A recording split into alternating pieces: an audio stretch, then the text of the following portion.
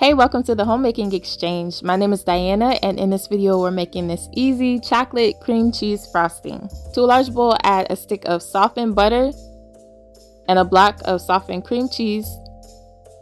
Use an electric mixer to beat those together on medium speed for 3 to 4 minutes until it's well combined. When it's done, everything will look smooth. You're gonna scrape down the sides of your bowl.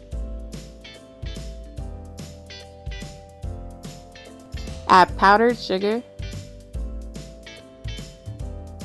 unsweetened cocoa powder, and vanilla extract.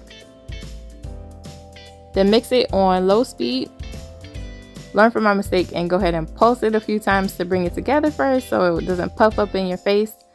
But then mix that on low speed until everything is combined.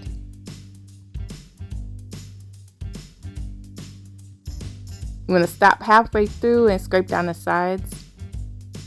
Here I'm using a spoon to scrape down the bowl, but it's a lot easier if you have a rubber spatula. You can really get everything down because you want to get it all incorporated.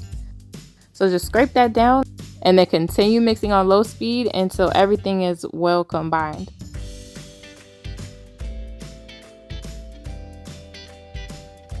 Once I turn off the mixer, I like to give this another couple mixes by hand to make sure I got everything from the sides and the bottom of the bowl incorporated. Make sure it's all smooth, no lumps. And then I'm ready to use it to frost my cake. This easily frosted my 9x13 sheet cake. Or if you want to frost cupcakes, you can frost 12 to 18 depending on how thick you want the frosting to be.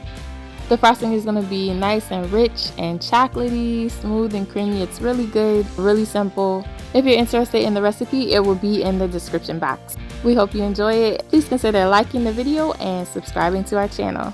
Thank you for watching.